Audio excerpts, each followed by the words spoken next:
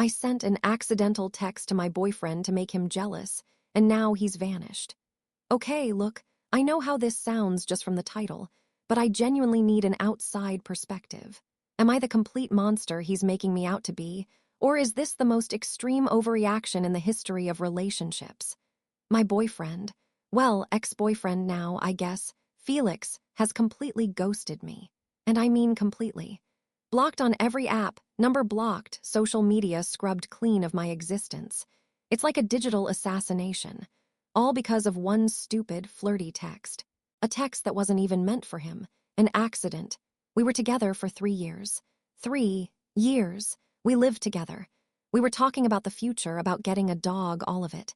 And he threw all of that away without a single conversation, without a fight, without even letting me explain. He just disappeared. I keep staring at my phone, at the single green bubble of my last undelivered iMessage, and I just can't wrap my head around it. How can a person you shared your life with for 3 years just cease to exist overnight? For a text message. I know I messed up, I'm not an idiot, but is the punishment supposed to be this? Absolute. This cruel, I feel like I'm losing my mind. To understand why I did what I did, you have to understand Felix. He was, for lack of a better word, perfect. The kind of man you build a life with. He worked as a financial risk analyst, a job that perfectly mirrored his personality. Meticulous, predictable, and utterly reliable. He remembered my coffee order, noticed when I got a haircut, and held me when I cried over stupid work drama. He was my anchor.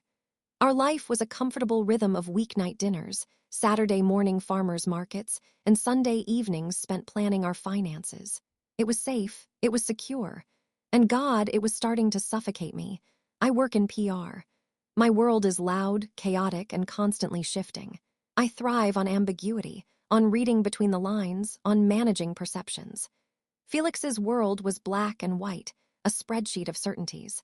For the first 2 years, his stability was exactly what I needed. It was a calm harbor in my hectic life. But lately, that harbor had started to feel like a cage. The same Italian restaurant, Trattoria Roma, every Friday night, where the owner knew our names and Felix always ordered the carbonara.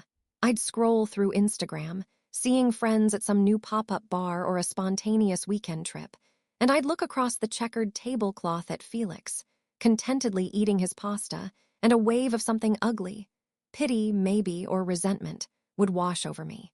His contentment felt like a judgment on my restlessness. I started to see him not as my partner, but as my special project. A beautiful, classic piece of furniture that just needed a little modernizing. I convinced myself that our relationship wasn't just stable, it was stagnant. I was evolving, listening to podcasts about ethical non-monogamy, reading articles about relationship structures, and he was static. I genuinely believed that if I could just get him to loosen up, to see the world with a bit more nuance and a little less rigidity, our relationship wouldn't just be good, it would be exceptional. I remember taking him to a gallery opening for one of my clients once. It was all loud music, free-flowing Prosecco, and chaotic abstract paintings.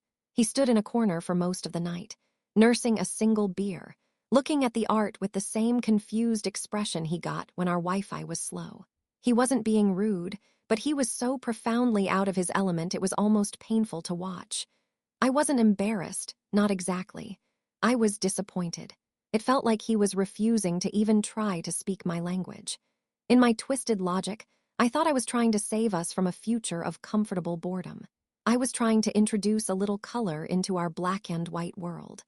I thought he needed a push, and I, with my superior understanding of social dynamics, was the only one who could give it to him. The moment I chose to bring it up felt perfect, at least to me. It was a Tuesday night. We just finished a nice dinner I'd cooked, and we were sitting on the couch, sharing a bottle of wine. The mood was relaxed, intimate. This, I thought, was the perfect incubator for a new idea.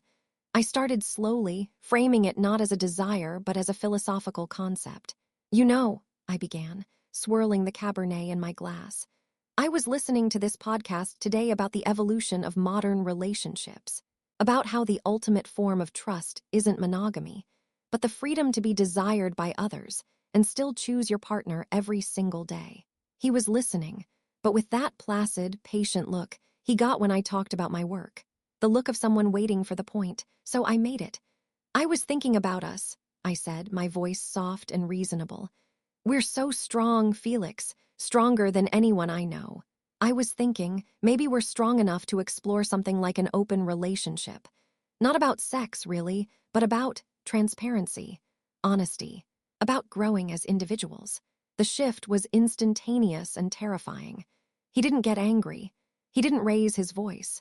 He just very carefully placed his wine glass on the coffee table, the click of the glass on the wood echoing in the sudden silence.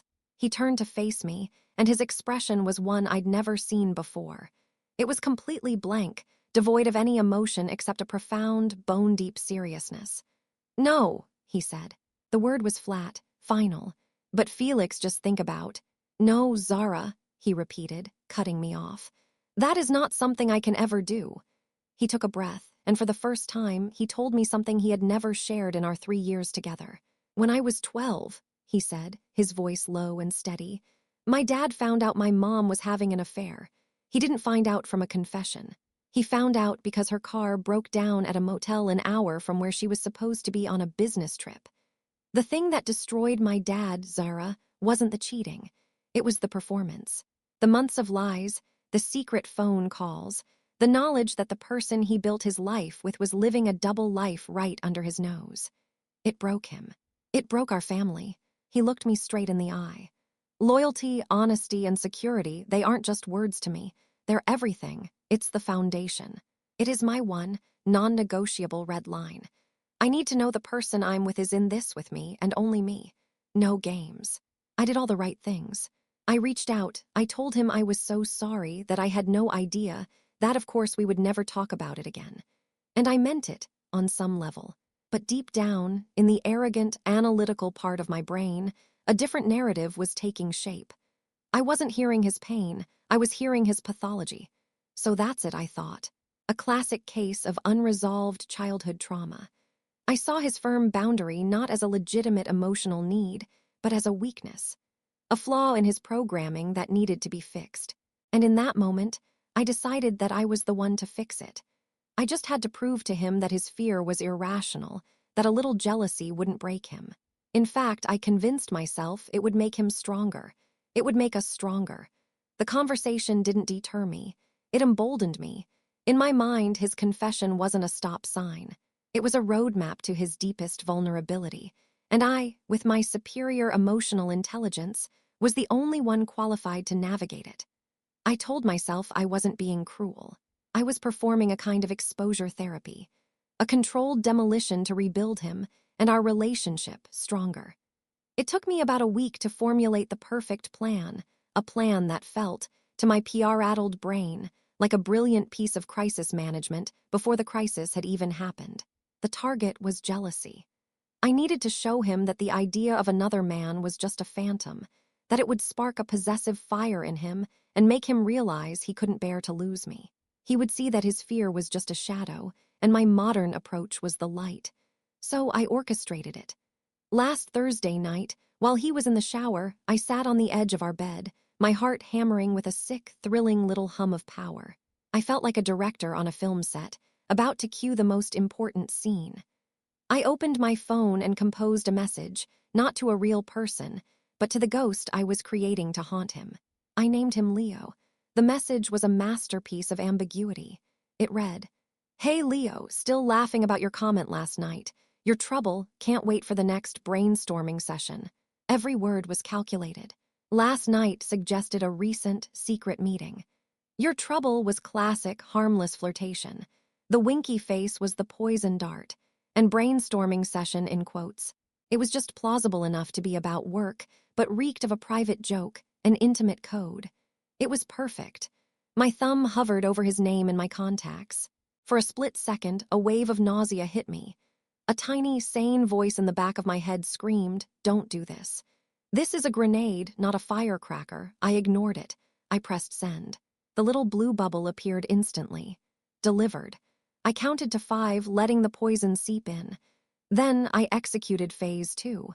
I typed out a second message, this one to Felix as well, feigning panic. "OMG MORTIFIED. So sorry, that was obviously not for you. Ignore. The all caps, the multiple exclamation points, all part of the performance. I put my phone down on the nightstand, screen up. I leaned back against the pillows, a smug little smile on my face, and waited for the sound of the shower to turn off. I pictured the scene perfectly.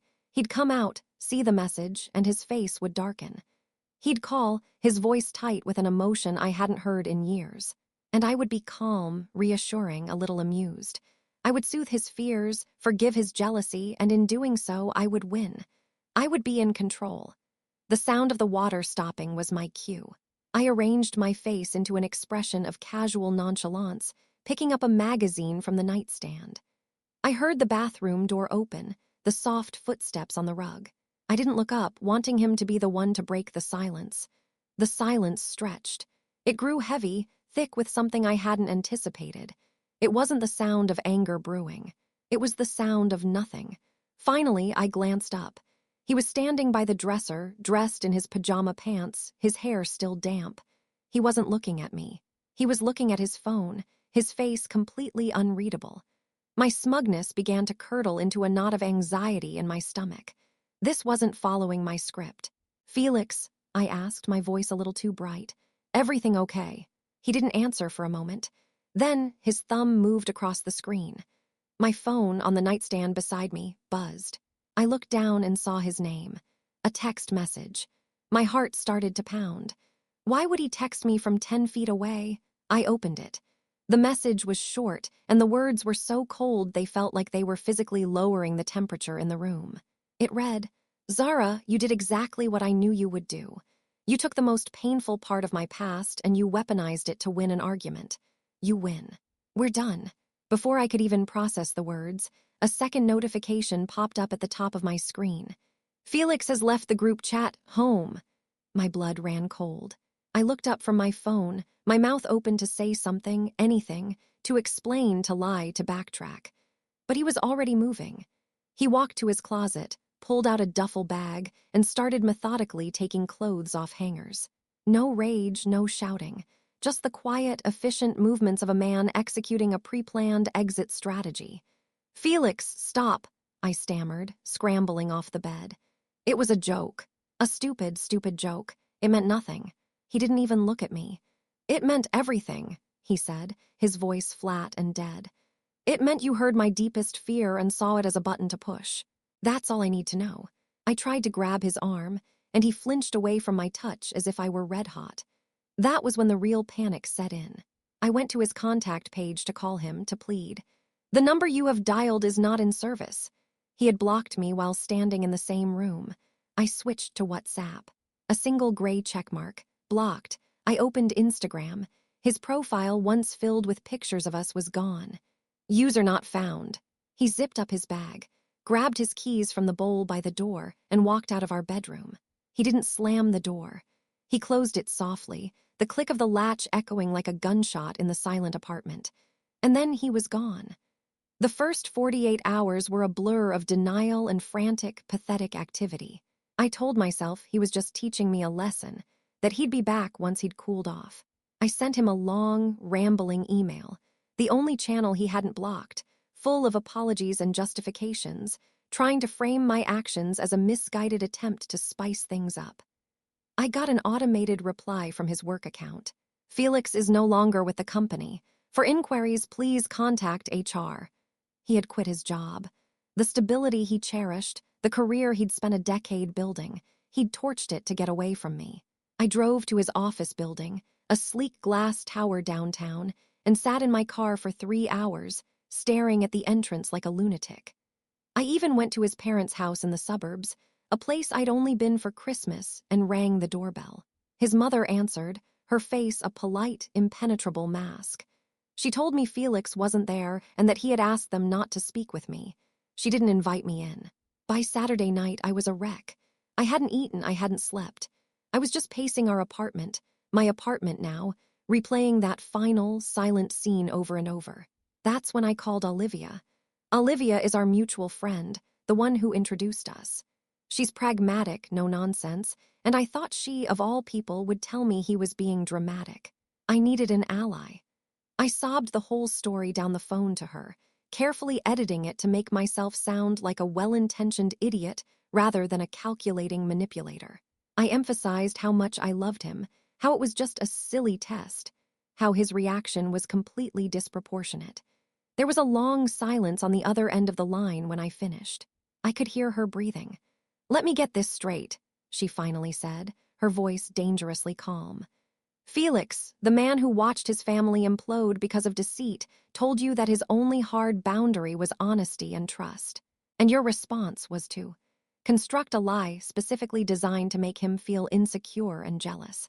When you put it like that," I began, my voice trailing off. "How else am I supposed to put it, Zara?" she snapped, her patience finally breaking. "My God, what did you think was going to happen? You didn't test his love. You took his deepest, most painful trauma, the thing he trusted you with, and you held it up to his face to see if he'd flinch. You didn't just push a button. You took a screwdriver and jammed it into his most sensitive circuit board to see what would short out. This wasn't a mistake. It was cruelty. It was a calculated act of emotional terrorism. And you're surprised he ran. I'm surprised he didn't get a restraining order." Her words hit me harder than Felix's silence. She wasn't comforting me. She was confirming his verdict.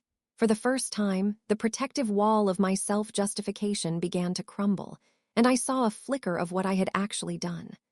I had taken the most vulnerable part of him, the part he had gifted me in trust, and used it as a weapon.